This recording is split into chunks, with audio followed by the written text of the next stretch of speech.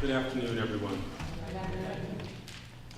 Good afternoon. I knew LA could do a little better than that. I really want to say thank you first to the Liberty Hill Foundation, which is, as far as I'm concerned, a model for what social justice philanthropy in this country should look like. And it's really an honor to be asked by Liberty Hill in particular to come.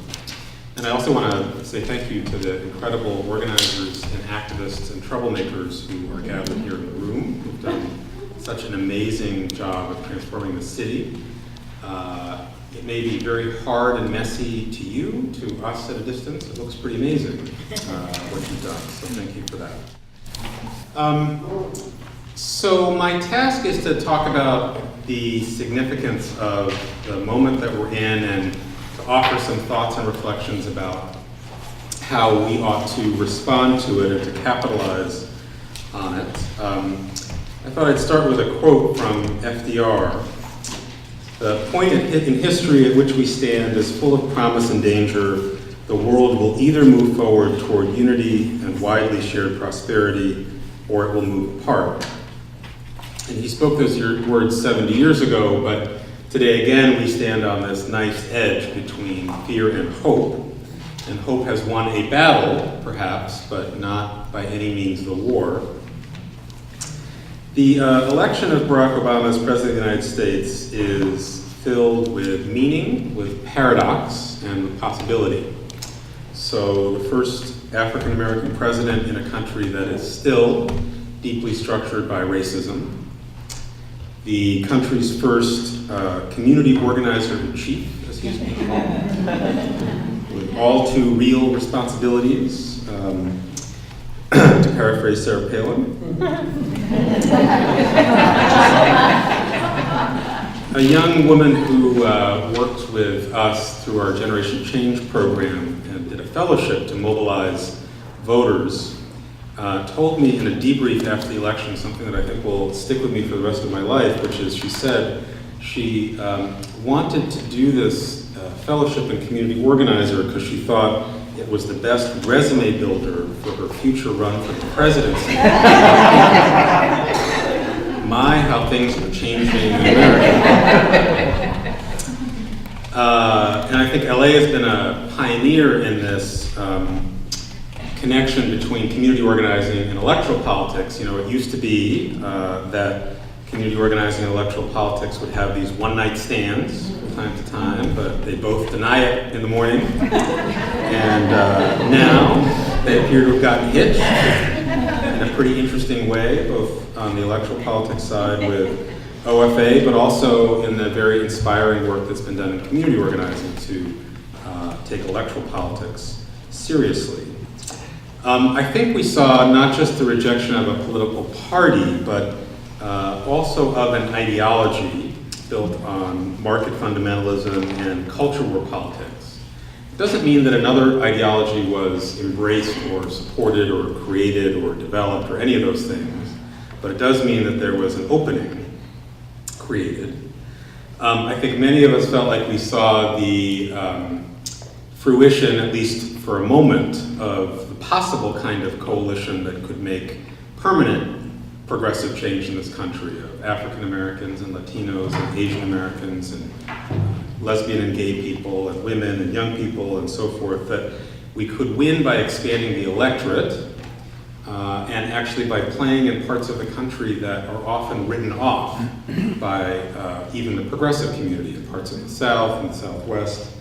And most of all, I have to say, I think some of the meaning of this moment is just in the emotion, in the hope that you see everywhere you go, that the arc of history is maybe beginning once again after 40 long, hard, dark years to bend towards justice. But I think the truth that we all know is that our work is only really beginning.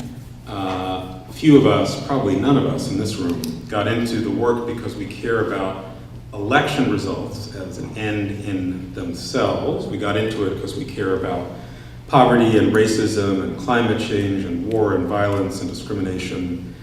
We got into it because we care about and know people who are in pain, who are suffering. We stay in it because of people we love and a sense of responsibility to people who come after. So now, here's the hard part. It's actually time to deliver change we can not just believe in, but see, touch, and feel. It's really time to realize the promise of this moment.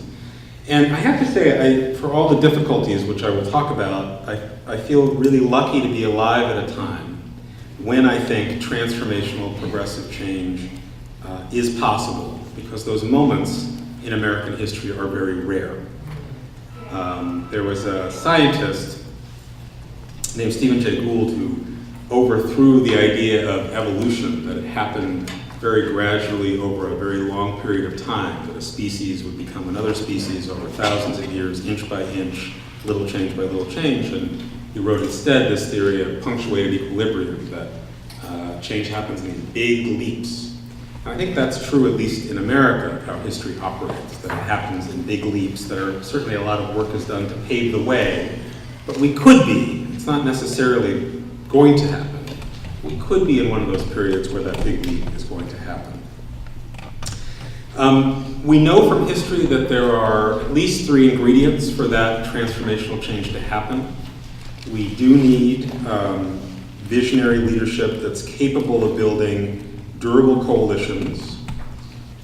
We need big crises, economic, foreign policy, and otherwise, that force the breakdown of old paradigms and old ways of seeing the world.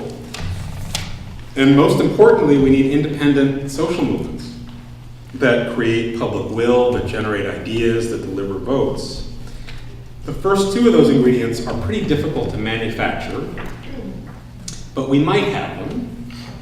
The third ingredient is very much up to us. So just a word about what is it that we might actually be able to achieve in this period. We have a chance to deliver real and meaningful improvements in people's lives, and in so doing show people that their participation in politics actually translates into real change. A more robust role for government through greater regulation, public investment, universal health care are examples of the kinds of policies that could restore confidence in the role of government, which I think is the essential condition for progressive governance. We could see the emergence of a new kind of social contract in this country, which genuinely includes everyone, and one that values our collective quality of life more than the private accumulation of wealth. We could win some structural changes in arrangements of power in this country.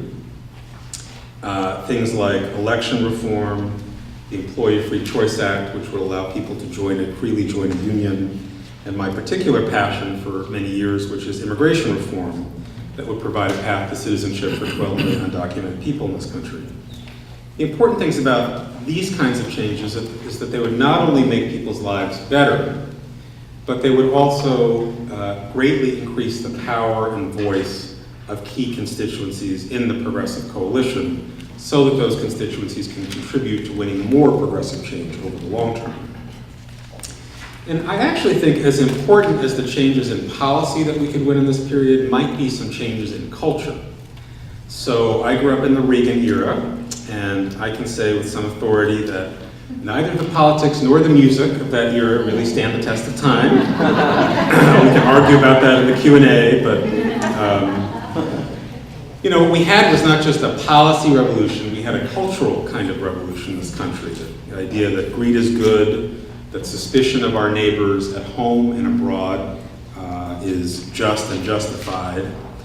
And now, for all the challenges inherent in it, we do have a president who is articulating at least a rhetoric that says that we are one people whose fates are linked, that we rise or fall together, that we have responsibilities to each other. And I think this possibility of deep cultural change is potentially the most interesting possibility in front of us. So what would it mean if we created policies the way that Social Security bound generations together during the New Deal? If we created a new generation of policies founded on those principles of solidarity and community and connectedness.